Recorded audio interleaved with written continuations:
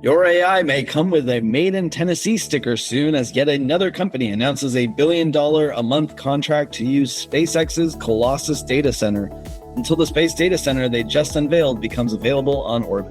The whole world shares something in common, and it's communications. See what I did there? The US, Canada, Europe, and Japan all announced projects up and down the communication stack this week, from ground stations to Milsatcom. To pair with communications this week, we have a lovely Sovereign Blanc from the space region as countries continue to cultivate their own satellite varietals. Consortiums and funding forms to enable domestic capabilities all over Europe. Welcome to this week's episode of Space Times Podcast. As always, I'm Paul Mayer, here with Harrison Lambert. Excited to share this week's space industry updates with you. We hope you enjoy the episode. Subscribe to our newsletter if you want the written breakdown of our episodes emailed to your inbox every Monday morning. Drop us a comment on our LinkedIn, Blue Sky, with anything you enjoyed or would like to see. And as always, listen weekly on Spotify, Apple Podcasts, YouTube, Substack, or wherever you're receiving this signal. Our main topics this week include orbital data centers, communications, and space sovereignty, in addition to our typical stopping points with business moves and tech advances. Starting with orbital data centers, to the point you made in the intro, Harrison, Google has announced that they have signed a contract with SpaceX worth roughly $1 billion per month for compute. Now, this contract is similar to the agreement SpaceX made with Anthropic back in May. This contract with Google is valued at $920 million a month, and Google is entitled to the use of 110,000 NVIDIA GPUs at SpaceX data centers. The contract is set to run through July of 2029 at this current rate, though there is the right for Google to expand the compute use past that 110,000 GPUs at a discounted price. Additionally, if SpaceX fails to deliver the 110,000 GPUs by, I believe, September 30th, if that sounds right to you, Harrison. Yep.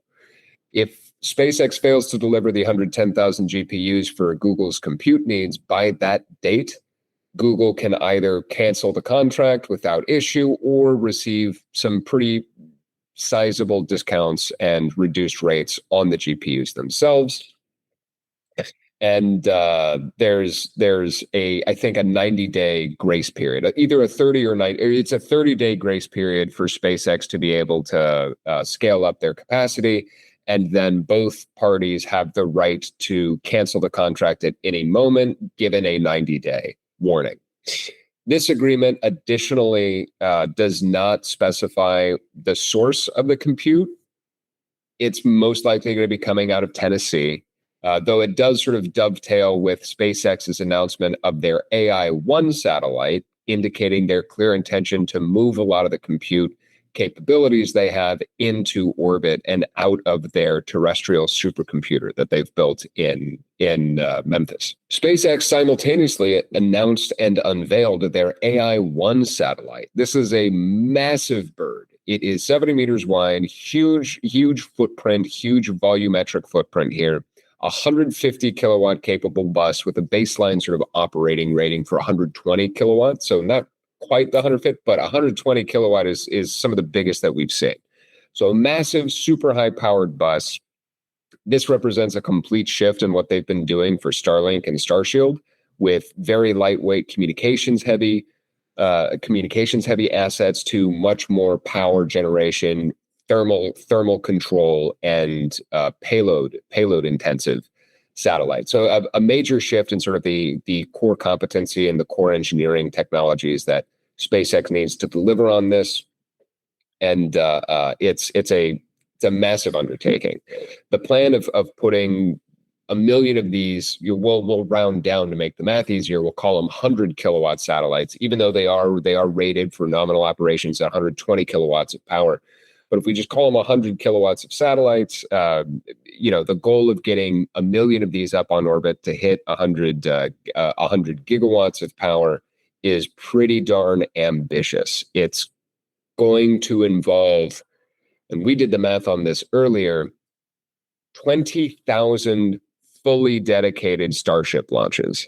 So whatever sort of cadence we want to achieve, whatever sort of timeline we want to achieve that million satellites in orbit, we got to figure out how to get 20,000 fully dedicated to AI-1 satellites, 20,000 Starship launches in order to hit that delivery. So it's a massive bird, it's a massive engineering challenge, and it represents a really big step change in processing power and effectively capability for orbital data centers. But the sheer hurdle of the logistics of delivering on this is I think off-putting is putting it lightly, but it's an impossibly ambitious goal.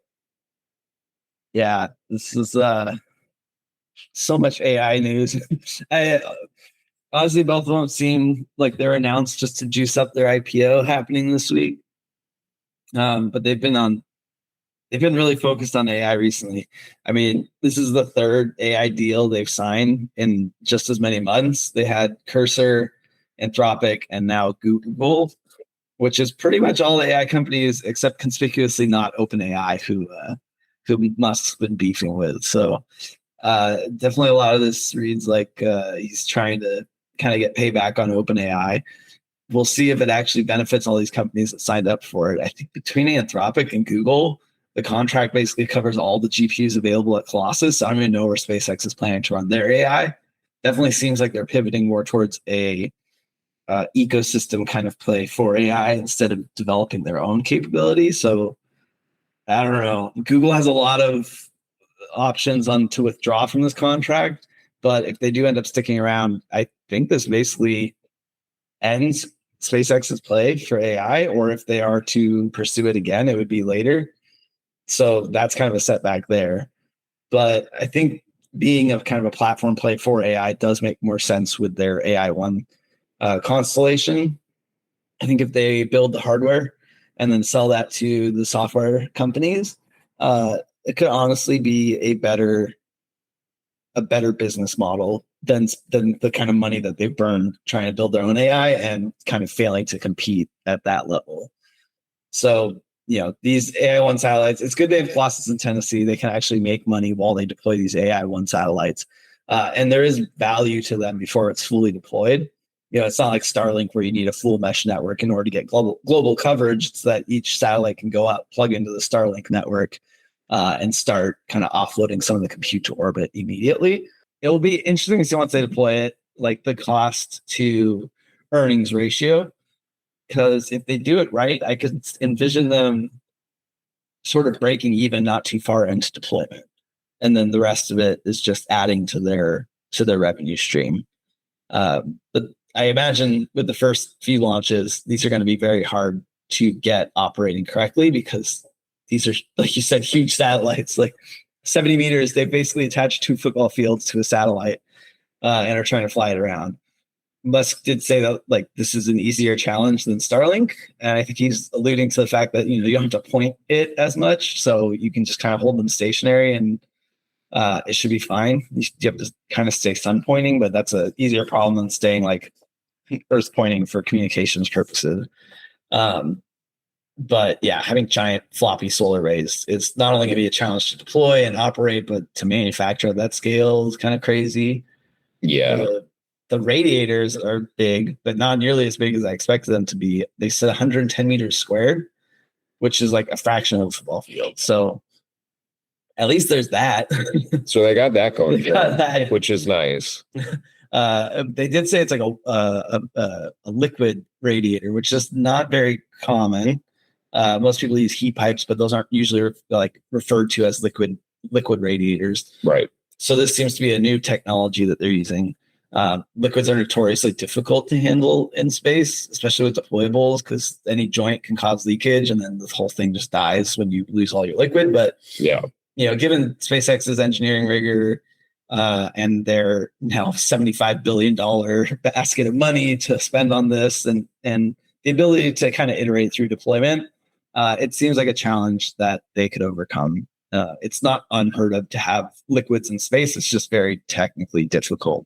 But that's something SpaceX excels at. So moving on, orbital. raised a $5 million pre-seed for orbital data centers. Go figure. This round was led by Andreessen Horowitz Speedrun. And so they've raised 5 million. It's oversubscribed. This is intended to support the Pathfinder mission set to go up in 2027 and the development of the Orbital 1 spacecraft. Now, they are targeting a 100 kilowatt compute payload, and they aim to achieve a constellation of 100,000 satellites for a 10 gigawatt network of orbital compute. Now, if that sounds similar, it should, because Elon basically announced the 150 kilowatt platform and a $1 million asset constellation to achieve 100 gigawatts. So, it looks like maybe some folks are copying homework, but that's what Orbital has raised on and what they're working towards accomplishing. Yeah. So moving on from orbital data centers to orbital data centers, I suppose that's why we have a whole section on it. It's really only 2 companies announcing stuff this week, and they're basically announcing the same thing. I don't know who I bet on, a guy that built a rocket company or a guy that built a scooter company. That's going to be a tough call there. But, it seems like it's the hotness right now. So, not surprising that more companies are raising money for it. It's. Speaking of, now's a great time for Harrison and I to announce the Space Times data center play that we've been working on. We're going to be launching 100 million satellites to provide 100 petawatts of orbital compute over the next 2 years by launching 100,000 fully stocked Starship vehicles. You can now get our podcasts directly from space. I mean, the issue I have with all these orbital data center companies is like the bottleneck is launch. I mean, there's a lot of challenges with it, but ultimately, if you don't have the launch capacity for it, then you're competing with anybody else that's doing this, but has their own launch vehicle. So I don't know. There's nothing that to me is like, oh, the orbital can't figure it out. It's just that even if they do figure it out, they don't have a competitive edge. I mean, that's why we saw Aetherflux pivot to Cowboy Space Systems. Like that also seemed crazy, but at least when they figure it out, they're not going to be constrained by other people. So, I mean, it's a crazy pivot, Aetherflux's pivot to Cowboy Space, but they recognize the same problem that you're articulating. I mean, their solution was to then try and solve everything, which is that's almost never the correct answer from a startup perspective, because solving everything is always going to be too much work and too hard. But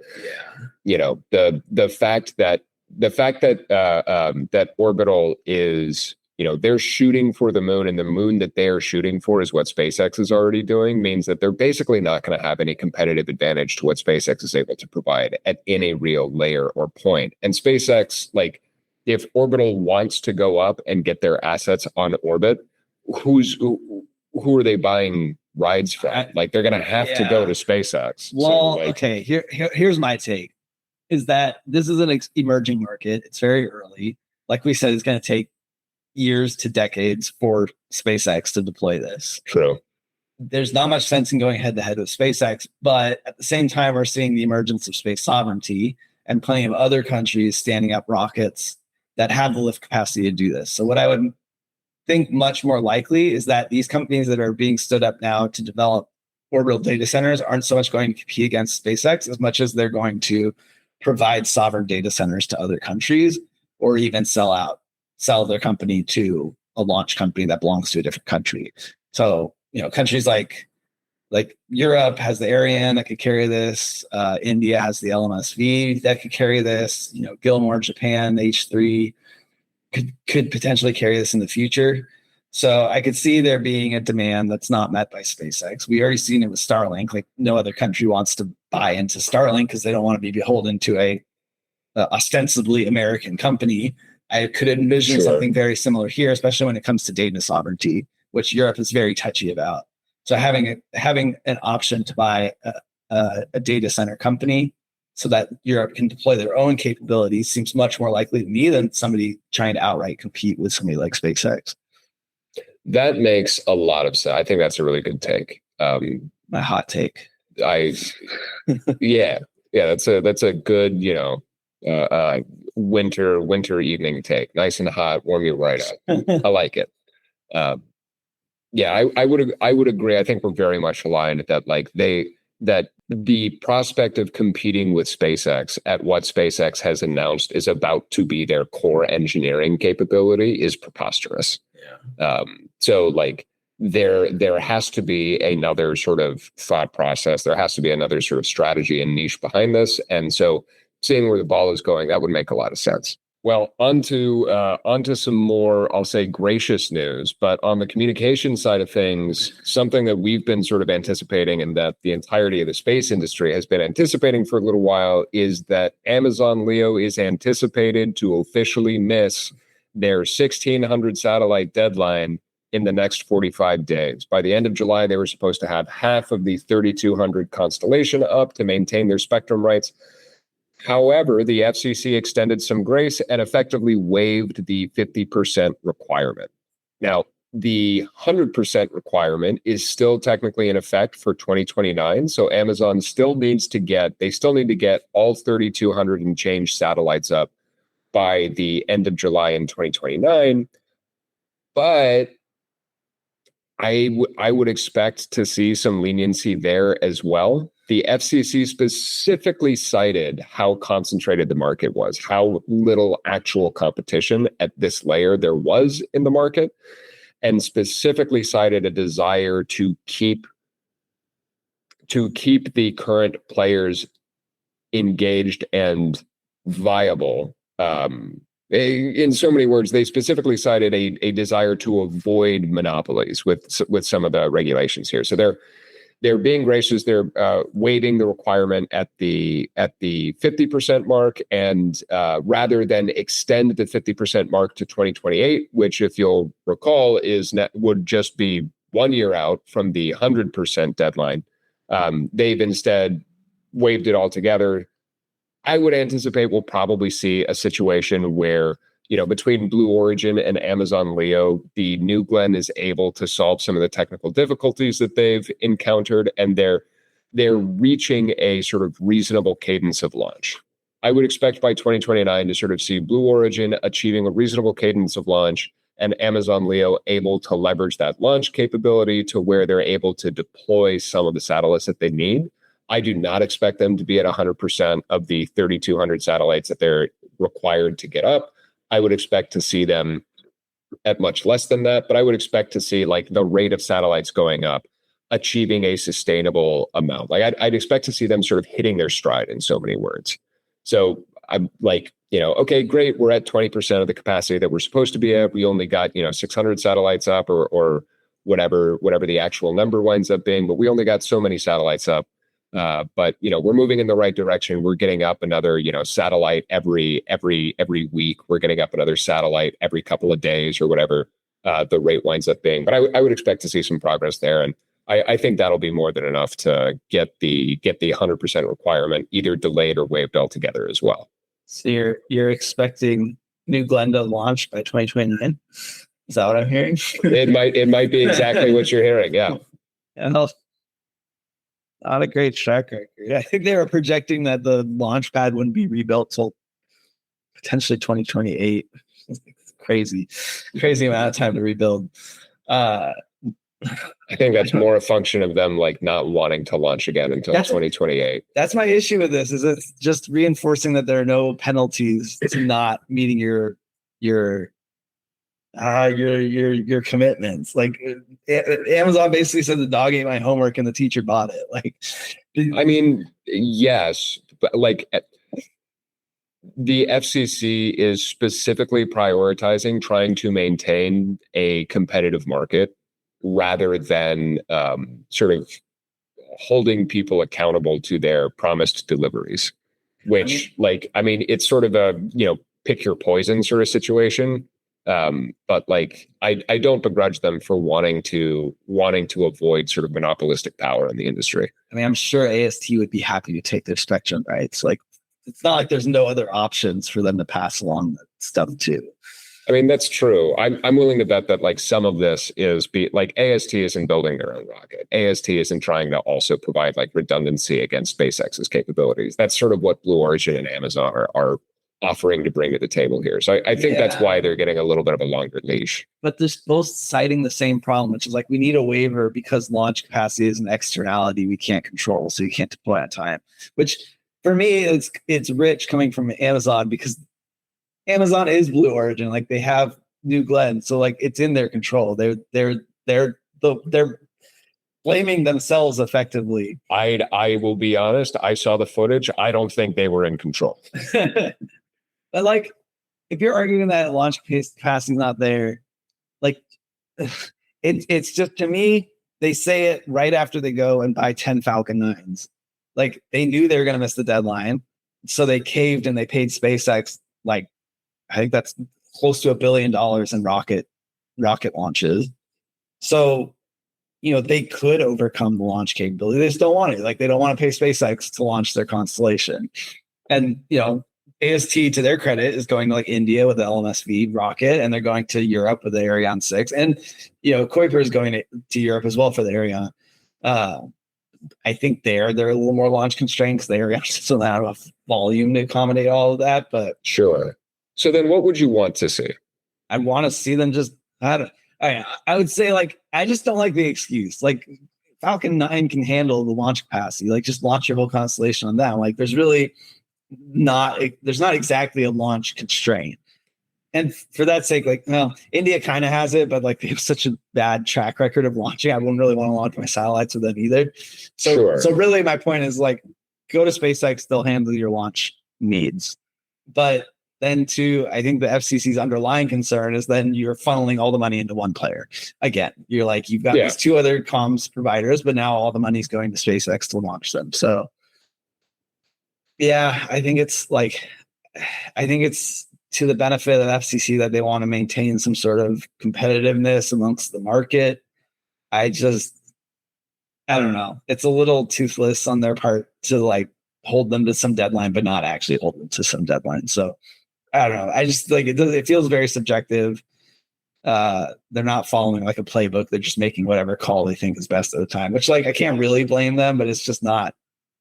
I just wish, like, if a smaller company came along, like a Cesium Astra or something, wanted their spectrum, like they could take it because they missed it. Like if the waiver came with a clause that, like, if somebody else comes along and they can deploy faster than you, like they can take the spectrum rights. But this is also off the back of them saying, like, you can't share spectrum rights. So I don't know. The whole thing's just kind of messy. Yeah. You mean federal regulation isn't? Yeah. It's the thing everybody loves. It's the best part about space is regulations. Yeah. I don't know. I mean, I wholeheartedly agree with you that there are better solutions than what we are seeing play out. Yeah. But I think it is a tough situation with the FCC. To their credit, like we agree, trying to avoid a monopoly at sort of any layer here. And at the same time, it's, I think you're right that they are sort of going about setting, well, I mean, they're setting a toothless precedent, but like they haven't, as far as I can tell, they haven't really relied on precedent a whole bunch previously. Well, like it's SpaceX precedent, I guess. But I mean, it's mostly been like case by case, just sort of what we think. Yeah. Right. So like, maybe there's not a whole lot there, but like the point being that like there are undoubtedly sort of better ways to serve the space industry. I think, though, I do think that the space industry will be severely harmed by true monopolistic power. And so like if all we're doing is trying to avoid that, I'm kind of okay with it. Yeah. Rocket Lab and K2 Space were both selected as subcontractors for the Viasat and SES MilSatCom program. The U.S. Space Force announced the win for the Next Generation SATCOM initiative. The initial launches are slated for 2027. K2 Space is going to provide the bus and modular system architecture, while Rocket Lab is going to bring their own electric propulsion modules and the Electron launch vehicle to the effort. This is going to be to provide both geostationary and mid-Earth orbit communication satellites that are resilient and capable of withstanding both jamming and interception effects for military purposes. It's an interesting selection. I'm kind of curious how much say the government had in these choices, because both of these, like, this is next generation geocom stuff. And one of the big complaints that's been happening recently is that geo is now accessible by our adversaries, and those are big expensive assets that, like, they get intercepted, we're in big trouble. And these two companies kind of approach that problem in different ways. Like K2 builds satellites that are big and capable, like a geo satellite, but at a fraction of the cost. I think it's like 15 million for their 20 kilowatt Gravitas platform. You know, Viasat's F3 was like 25 kilowatts. So roughly the same order of power. They have a huge payload footprint. So you can just put as many antennas on there as you want, like SES plans to do with their M-Sphere constellation. They bought 28 of those K2 birds a couple months ago. Mm-hmm. So basically K2 is taking the approach to, like, bring down the cost. And to Rocket Lab side is bring up the capability, or like the responsiveness, to have their own rocket and their own platform that they have very capable manufacturing of. They could rapidly build and deploy a new satellite to replace anything that gets taken out of commission on orbit. So I really like this partnership. I think, you're taking two companies that are very experienced, Viasat and SES, with communications, geocommunications. They bring a lot of expertise for this radar, for this jamming capability, and just overall operation. And I think we announced this contract for those two a couple months ago. We did. Not a couple months, but like a few weeks ago. Yeah. So now this is more them selecting their players. I was most surprised by Rocket Lab. K2 made sense since SES has already partnered with them. I think we called our shot on K2. Yeah, I mean, I don't know if we did, because it was like they already. I'm going to say SES got this contract. I'm going to say we called our shot on K2, even if SES specifically named K2 in the announcement. I'm going to still give us credit for that one. Yeah, that one seems clear enough. The Rocket Lab one for Viasat was a bit interesting. They hadn't really partnered with them in the past. They've been more with like existing companies like Boeing or large primes. So this is kind of a shakeup there. Also, because Rocket Lab doesn't do a whole lot of geo satellites. It's mostly LEO and interplanetary, but if they could do interplanetary, like GEO should be fine. And sure, they've been building components that can survive that environment. Sure. So. Well, and again, Rocket Lab isn't actually doing any of the bus or any of the geo-specific stuff. Like they're providing the launch vehicle and they're providing the propulsion modules, which should translate pretty easily, should translate pretty well. Yeah. Between different orbits and mission types. Just really surprised they're using Electron. Like, it's not the most cost-conscious solution, so it makes me think that they're using it for that responsivity level. Something that I'm really excited to chat about briefly, thank you so much for letting me, Harrison, is Avanti's agreement to sell the Hylas 3 set to Sky Perfect JSAT. So I'm super excited about this, but I'll try to keep it brief. So Hylas 3 is a geosatellite. Avanti Communications is a geosatellite communications provider. They have 4 geosatellites currently on orbit.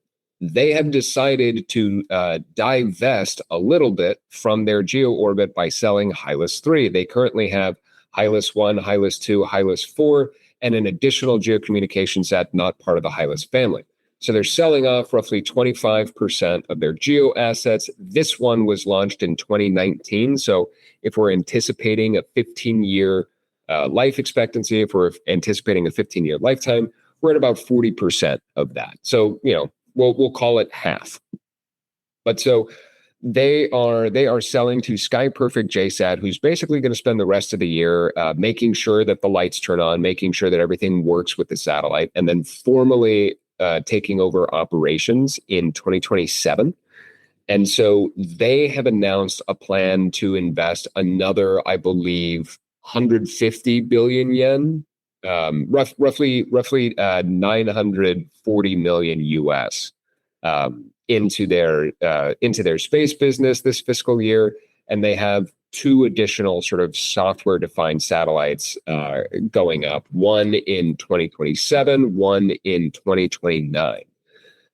So I'm fascinated by this. I think it's really interesting. So launched in 2019. This is one of the bigger geo satellites out there, and they are actively sort of divesting from this. The plan seemingly is to diversify and get into the micro geo market and to get into other orbital layers.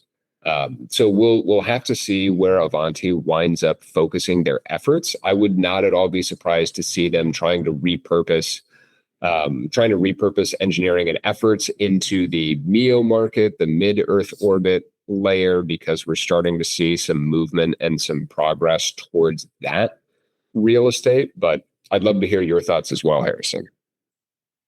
Yeah, it's a trend that's kind of been picking up steam in the past couple of months, but like the last one we talked about was Eutelsat canceling a couple of contracts for geo satellites after they purchased Intelsat. And this feels very similar because they're basically getting rid of a geo asset. It's a bit different because they already have the geo asset on orbit. Mm-hmm. But at the same time that, two European companies are getting away from large geocom satellites, Japan seems to be increasing their demand for it, which kind of fits with the trend we've seen in the past few years, which is that Southeast Asia and that region have bought, I don't want to say a bulk of the geocom satellites, but their demand has picked up. Well, basically everywhere else has decreased. For Eutelsat, it made a bit more sense because, they own OneWeb. So if their OneWeb is proliferated to the point where they have low Earth orbit communications, there's not much need to invest in more geocoms, which is usually the trade-off here.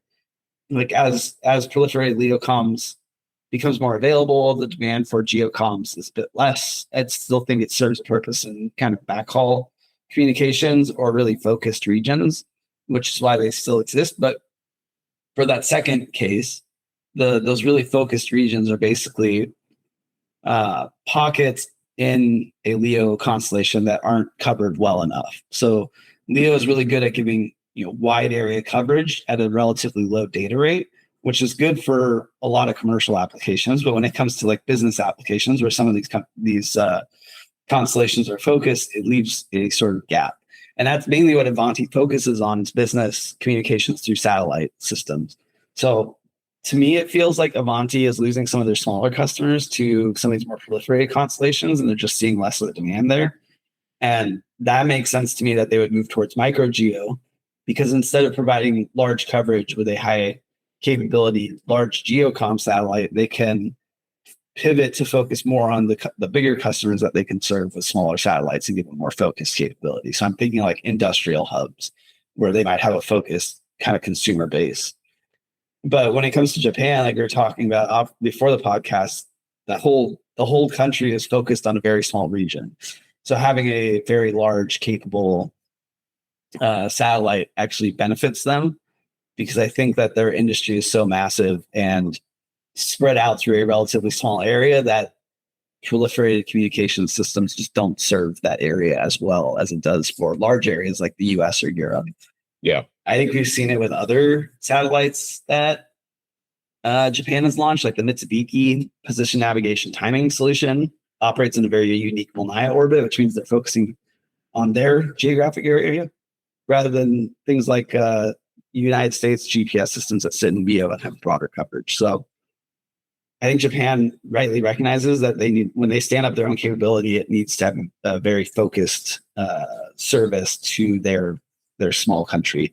And I think it's reflected in like JSAT's investments, not just in buying geocom satellites, but also investing in servicing for their geocom satellites, which has been a long time like signal from these companies. But I think their investment in Astroscale last month was one of the strongest signs I've seen towards actually manifesting that capability. And I think because they see long-term sustained demand for large, high throughput coverage, I think they're making moves like this to kind of build out their capability for that.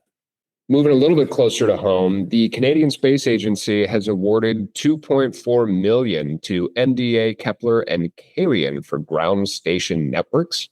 The three companies will each receive roughly $800,000 in funding for the effort and are part of the upcoming RadarSat initiative. And this actually dovetails in reasonably well with our space sovereignty theme that we've been seeing, because the RadarSat initiative is a fundamental part of Canada's defense industrial strategy, and is very much intended to be part of their end-to-end space capability sovereignty that they've been pushing for the last, since I want to say 2019, 2020, and is planned to deploy through the end of 2029. So onto the space sovereignty side of things, the big news this week is that ICEYE raised $1 billion, and that values them at over $10 billion. So they are now a decacorn, a European decacorn, which is the first of its kind. Of course, all the primes are worth more than that, but this is a relatively small company to be raising that much money. This round was led by General Atlantic, fairly large VC firm out of Europe. So it's, along with all the other venture capitalists they got on board, there was a cohort of very reputable sources of money, which I think just goes to speak to ICEYE's ability to deliver on what they've been doing. This announcement of funding came along with the announcement of not a new joint venture, but a new development in their joint venture with Rheinmetall. This was announced late last year, where ICEYE signed a large, $1.8 billion joint venture with Rheinmetall to develop German synthetic aperture radar capabilities. But the day after they announced their raise, they announced that they're adding some other companies into the mix of this joint venture to form basically a German consortium to do space defense capabilities. So they're now including Constellar, which is a German infrared imaging company, Aurora Tech, which is also a German infrared imaging company, Livio and Reflex Aerospace, which are both optical companies. Livio more on the payload side of things, and they work with Reflex to do the bus integration side of things. So this is a very interesting mix of companies. Rheinmetall being a large defense prime out of Germany, kind of spearheading the actual application of this to German defense agency. Whereas ICEYE is serving as sort of the lead in the space integration side of things. And I think all this money pouring into the company is just a endorsement of how well they've been performing. They have $100 million of EBITDA profit per year at this point, which makes the valuation actually not that crazy. But I think it's per month, per quarter. Basically, they're profitable. They have 1.5 billion in backlog contracts, so they are doing quite well. And the thing they like to keep citing in all their announcements is they delivered their Microsat constellation of satellites to Poland in 12 months, which is a very fast turnaround. And they're right to highlight that. I just think it's funny they keep bringing it up. Yeah, it's just fascinating that they've been able to hit that timeline and deliver on it. Yeah. So. The way I read this is ICEYE has proven that they are very capable at developing extremely technologically challenging satellites. SAR is one of the hardest applications to develop, and on timeline. So they're able to produce at scale on time, which is very hard to do. They're producing about 50 satellites per year right now. They want to scale to 100 per year by 2028. This money will go a long way to helping them scale there. And I think these partnerships will help them expand outside of purely synthetic aperture radar into other forms of Earth observation that are very useful for space defense applications. And Germany seems very eager to fund all of this. Yeah, it really reads like this is a vote of confidence in ICEYE's ability to provide almost a payload agnostic platform for Earth observation and national security and defense implications, given that basically all of the partners in the joint venture are different payload providers in different wavelengths. Yeah, an interesting announcement that came out the same week is that Airbus is partnering with Rohde & Schwarz, which is a German. No. You think of a German? Could be an Austrian, I don't know. Rohde & Schwarz, which is a very, their background is in more radio capabilities. So they have some synthetic aperture radar knowledge. And Constellar shows up again in this consortium for infrared, Orbit for ISL, intelligence, surveillance, reconnaissance, ISR, and high performance space structure systems. So this consortium is to develop a synthetic aperture radar solution for Germany as well, which I found quite odd. Yeah. As like this is two separate German consortiums to pursue effectively the same thing. This consortium seems more focused on the ISR side of things, whereas the ICEYE consortium seems more focused on the production side of things. So, it's not that different. They're both like Earth observation, Earth intelligence kind of plays.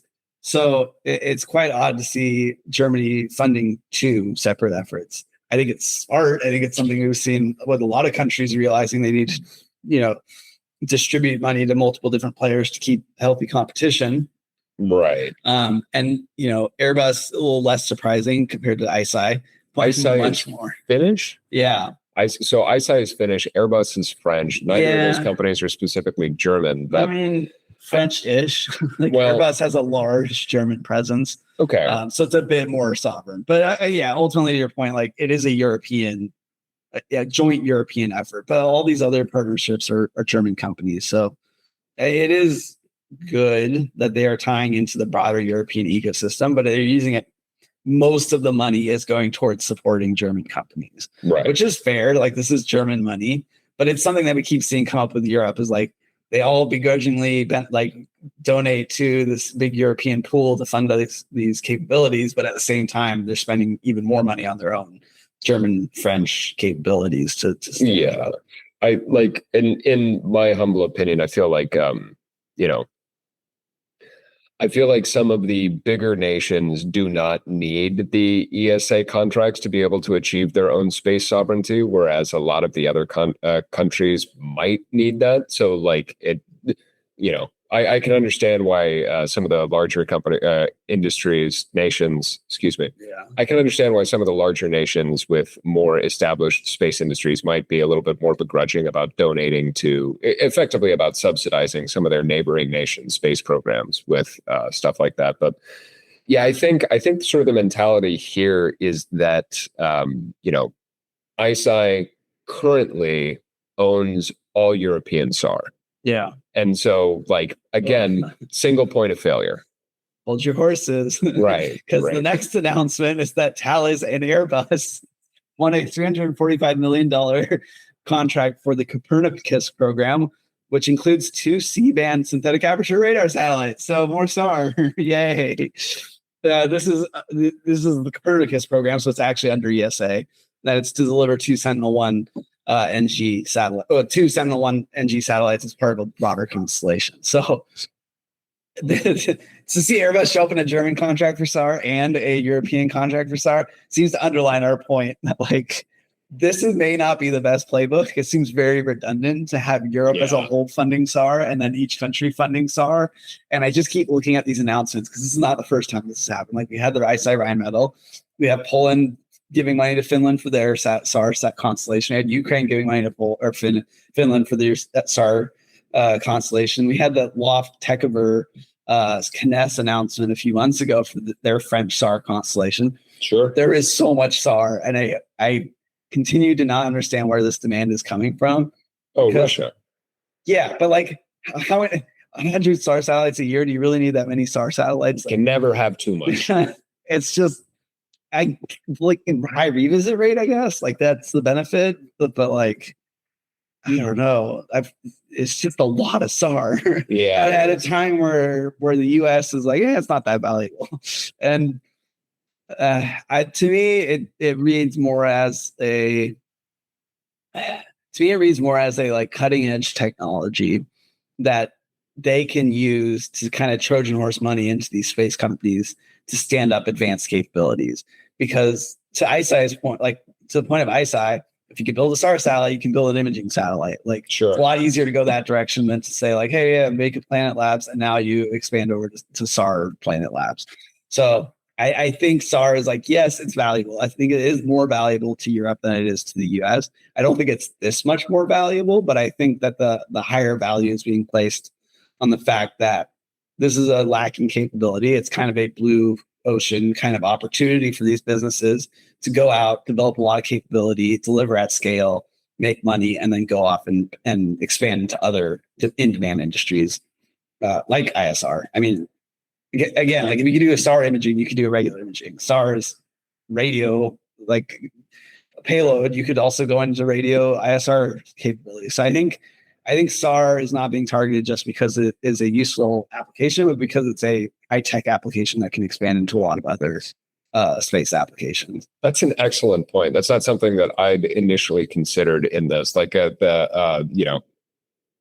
the thought process in my mind is very much like, okay, great. This is a key layer in national security and national defense, and we cannot have a single point of failure in that. So we need to have redundancy. We need to have persistence. Like, we do not care, right? So like anything stateside that is critical to national security, there is never a single supplier for that. Like, it is, you are not legally allowed or legislatively allowed for that to be the case. So like in my mind, that was absolutely as far as it needed to go. Yeah. But to your point, like, I wouldn't at all be surprised to see like, okay, yeah, no, $1 billion into SAR, knowing that maybe 10% of that is actually going to go to SAR. And that this is much more about getting additional capabilities out of this company that has already achieved sort of that critical mass of scale manufacturing and engineering core competency to like, hey, okay, great. To your point, if you can dodge a wrench, you can dodge a ball, start slapping some different payloads on it. Yeah. This also made me realize like maybe Russia is a lot cloudier than the Middle East. You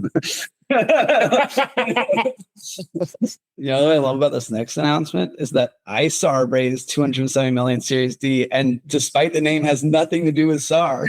So we have another SAR announcement, but not in that way. ISAR sans radio.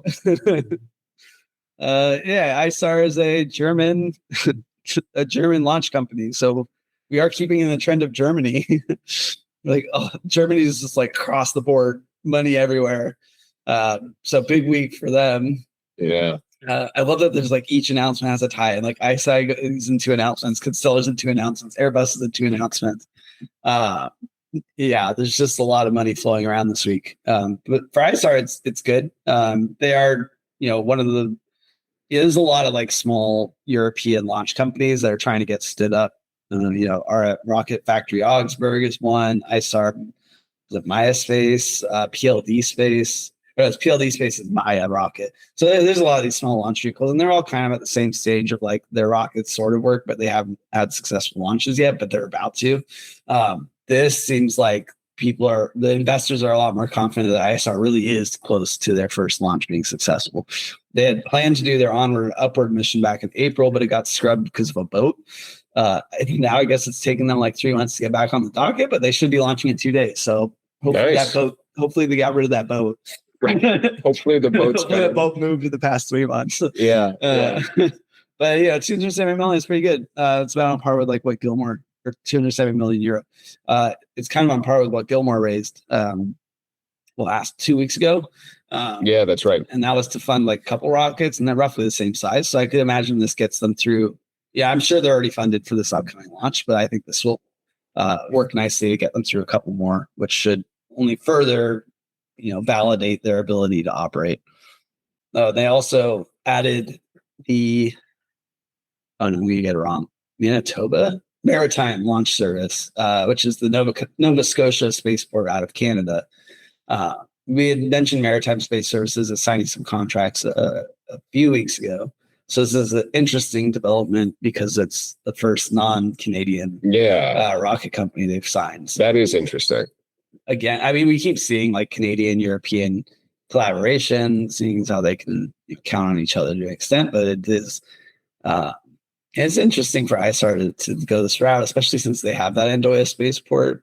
Yeah. Like I would think they would just try launching out of there before expanding, but I don't know. I always wondered who like Europe's Canada was. Turns out it's Canada. Yeah. Finally, for space sovereignty, we have a non-German company for once. It's Unseen Labs, and being announced as the first commercial customer. So the headline here really is an Unseen Labs launches 6 more satellites. It's that they're launching on H3, which is Japan's medium lift rocket being developed by Mitsubishi Heavy Industries and JAXA. It failed a few months ago to deliver the Mitsubishi 5 satellite to the correct orbit. So this is their return to flight. It's another cool example of cross country collaboration. We just talked about launches between Europe and Canada. This is a collaboration between Europe and Japan. And hopefully this one goes off without a hitch. It would be nice for Japan to have this H3 available because it has some variants that are as high lift capacity as Falcon 9. So it's a lot more on par with the lift capacity you'd want to see out of a developed nation like Japan. It'll be fun to keep our eyes peeled for both the iStar launch and for the H3 launch. Yeah, hopefully both happening this week. Moving on to a couple of business moves here. First and foremost is the SpaceX IPO. Biggest IPO in history. Shares are up roughly 20% on their $135 per share opening offer. Experts are sort of conflicted as to whether or not to expect the price to go up or go down over time. There's good reason to consider both perspectives on that. But honestly, there's not a whole lot to share about this that hasn't sort of been said elsewhere. This is biggest IPO in the history of humanity, a massive sort of transfer of wealth and a massive amount of liquidation. There's now hundreds and hundreds of billions of dollars of liquidity coming to investors.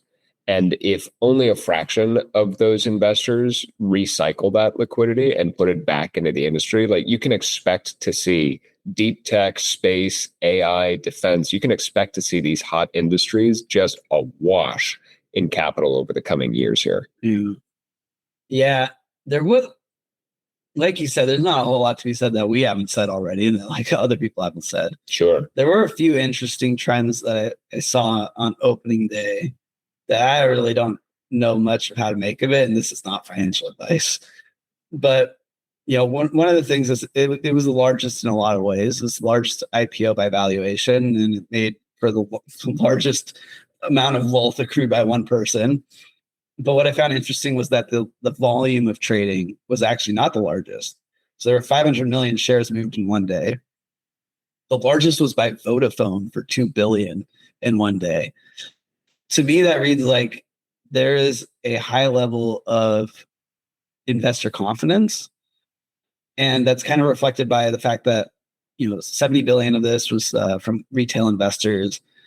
Something like, I think it was like 50 or 60% of SpaceX employees actually bought more shares in SpaceX.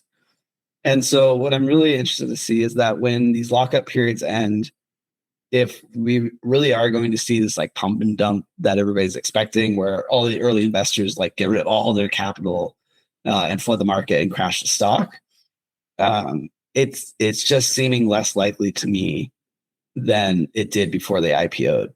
It seems like people think there's still room to grow, which is, I guess, an opinion I share. Like, I think SpaceX is going to continue doing great things. I think a lot of the concern was like, oh, they're not even profitable. But honestly, when I think about it, like the thing I like is that back in the day when tax incentives were so positive towards like keeping all your money, it was a good sign when companies spend all their money developing stuff. To me, it's a sign that SpaceX is going to continue building new things, and that's going to propel them upward. And so to have, a relatively stable first trading day, it pretty much started and stopped where at the same price, shot up a little bit, but it, was no means as volatile as I was expecting. There's a lot of buy-in. There's a lot of holding and not as much like rapid trading. It all seems like this is really just a capital raise for SpaceX, and they expect to use that capital to continue developing. And most of the people that are already bought in are going to want to stay holding. And I will eat my words if this stock crashes to $10 next week. But I am more optimistic about it now than I was prior to the IPO.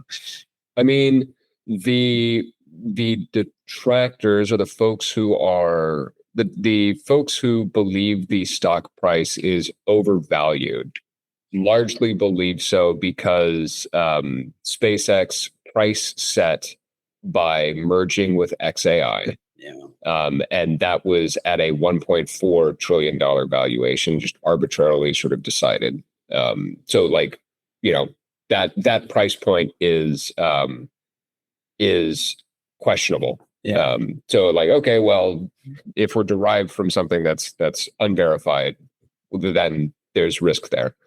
The other thing that they will point to is that the the IPO only offered 5% of shares. So 500 million shares is 5% of all shares in the company. And so that is much lower than any other IPO. The standard is about 30%. All right, but correct me on this, because it allows them to raise more money down the line, right? But it keeps them from diluting it as much as if they were to say issue new shares. It does. The point here is more just like simple supply and demand. Yeah, They could flood the market in the future with more shares and bring down the price. I guess they could. My point here is that like the detractors would say that like, okay, so you have artificially choked the supply. Yeah. Because you're not doing a standard 20 to 30% offering, because you're restricting that to just 5% of all total shares in your raise, the price is going to be higher. Yeah. So like, again, like financial engineering is sort of the claim. Yeah. And so, between those two, it's like, okay, so like, there's a lot of hype. There's a lot of people who want to be invested in SpaceX because they're doing great things. They're doing really cool things. A lot of people want to be invested. Fundamentally, those same people would argue, or the same detractors would argue, that there's no justification for the current price point. Yeah. That, fundamentally, you look at the money goes in, money goes out. This doesn't pass muster. Yeah. And so the argument is that there will be a correction there eventually. One of the other sort of challenges that folks have issued towards the current SpaceX valuation is that they got exceptions or waivers for different waiting periods to be listed on index funds, which means that like retirement accounts are able to buy them after I think like 10 days instead of 90 or 100 days or something like that. So like, instead of waiting a year to be able to buy this in your retirement account or put it in your 401k, you have to wait a week. Right. Well, luckily, the S&P backed off on that, but I think the Russell, Dow, and Nasdaq still are going ahead with that.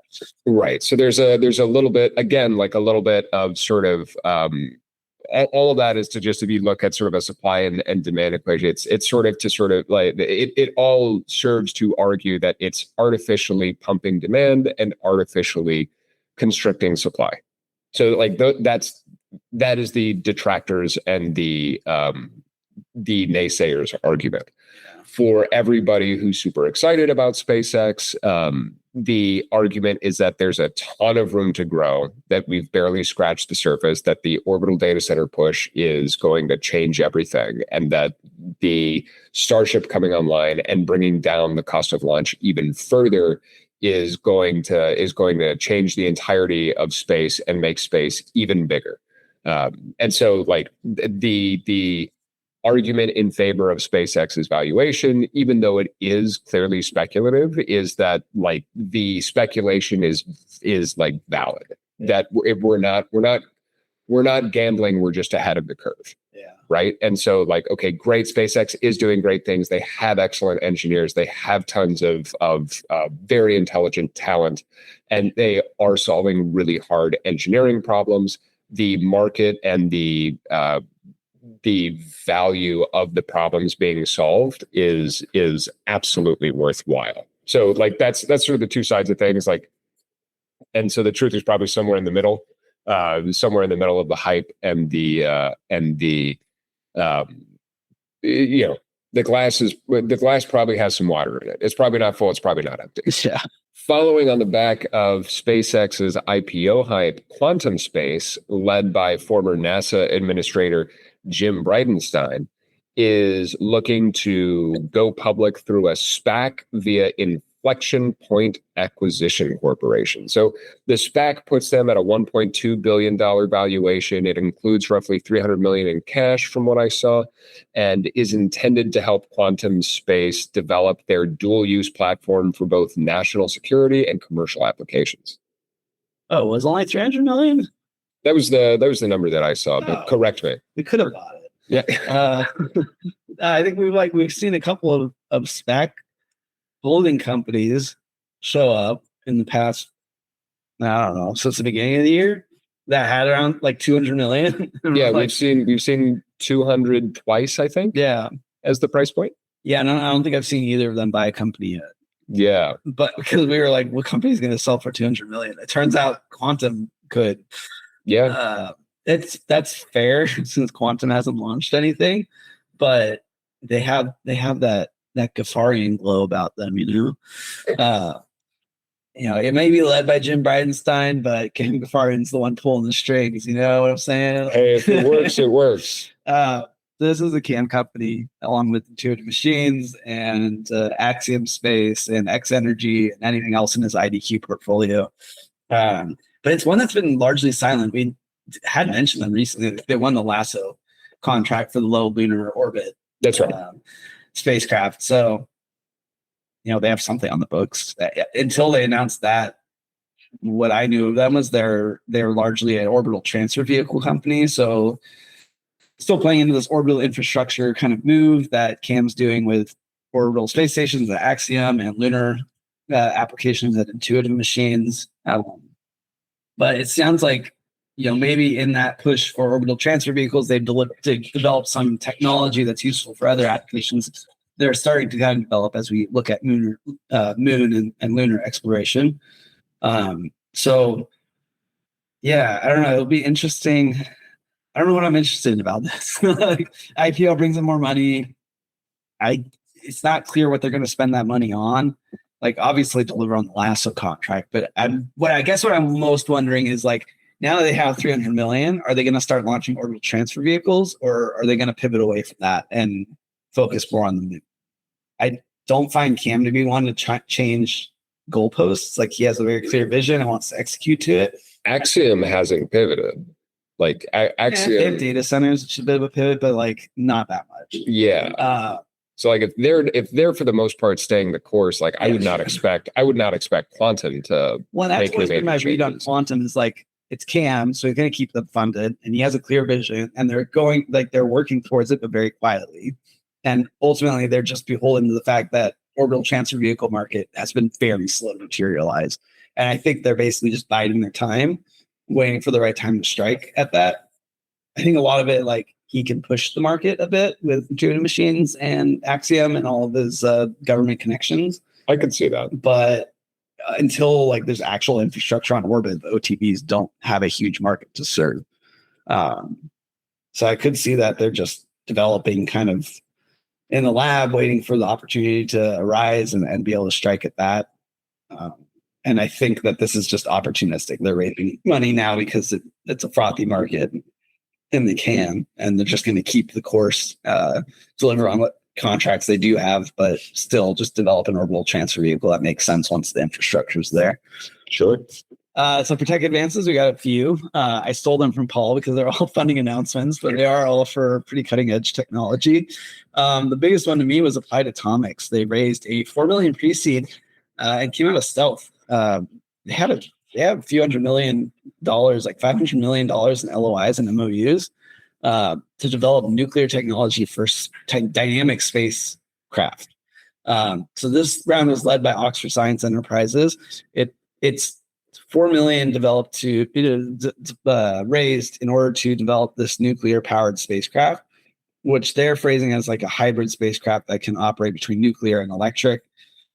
Obviously nuclear generate electric, but like they would be able to do both traditional satellite operations as well as nuclear. It wasn't specifically targeted at lunar, which is basically where we hear atomic spacecraft these days.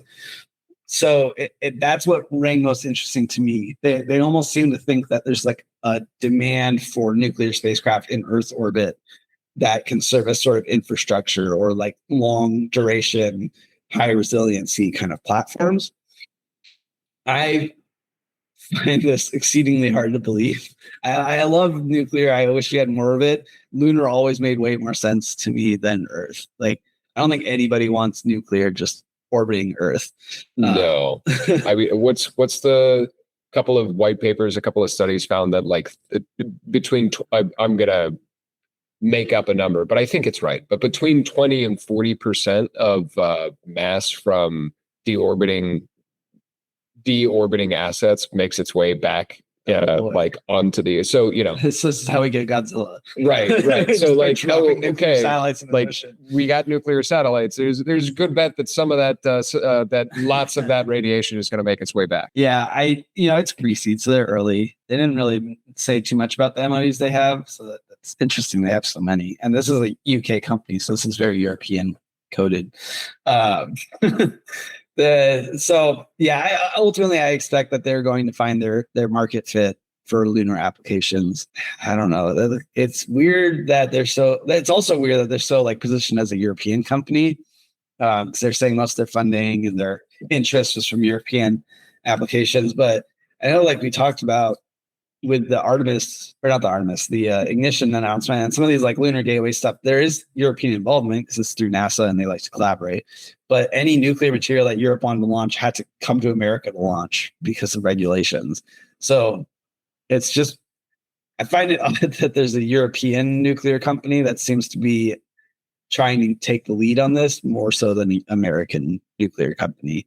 I'm just curious to see how much luck they have actually deploying this thing. It is interesting that they're receiving funding. To me, it is a good sign that people are more willing to fund this sort of thing. They see more likelihood of it happening because, until recently, it's been pretty much untouchable proposition. But I think they're going to have a lot of headwinds when it comes to regulation. Less so than recently, than before recently, but still a very challenging proposition. Well, I mean, all of their tailwinds are coming from the fact that both Russia and the U.S. have from the top stated that we want nuclear reactors and nuclear power on the moon. Yeah. So the times are a changing, so to speak. So whether that winds up working in Applied Atomics' direct favor or whether they have to sort of pivot to hit a little bit more of the target, we'll have to just wait and see on that. But congratulations to them for sure. Yeah. New Orbit has raised $18.5 million Series A for a VLEO spacecraft. I think this brings our count up to 13 different VLEO spacecraft, up That from sounds right. like 2 at the beginning of the year. So this is a hot market for reasons I cannot tell, other than maybe LEO's getting so crowded that people just go down to VLEO. There are obvious like benefits to it that we talked about. You get higher resolution, lower power consumption, quicker or lower latency. And that seems to be what all these VLEO companies are citing as like the reason to go there. New Orbit's developing their NEO spacecraft with this money, and they also cited all those reasons. But I think this is primarily a play for things like communication. I think I'm still hung up on the albedo pivot away from Earth observation to more of an open platform. I think communications is the simpler option here. And I think there's a higher value to it and a more mature market for it. And the other company that came out of Europe with funding for VLEO was Univity, which they actually focused only on the communications layer of things. So I don't know if New Orbit's like keeping it all open to see like what they find the best fit for, or they just don't want to go head to head with Univity, even though they're both startups. So it's like that's how it goes.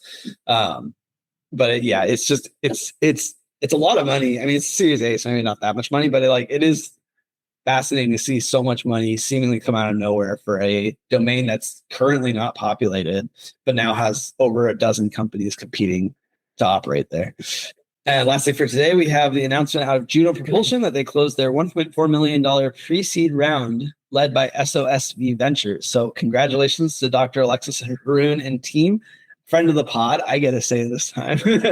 It's fun to say, isn't it? Yeah, it's fun. Friend of the show. Yeah, we interviewed her recently, like 2 weeks ago. We released that interview on our podcast. So be sure to check out that episode and go to our website and read our article covering their technology and why we think it's a shift in how we have space mobility. And I think it's coming at a great time as space mobility has been more in demand. And she was able to articulate very well why their technology is going to, rise to that occasion. Yeah, we met back at Satro DC, which was, when was that? March. That was March. Yeah. Wow. So several months ago, but congratulations to the team. A huge accomplishment for everyone there. That's a wrap for this week's recap of the space industry. We hope you enjoyed this episode. As always, please drop us a comment, check out our socials, and follow us on Spotify, Apple Podcasts, YouTube, Substack, or wherever you're receiving this signal.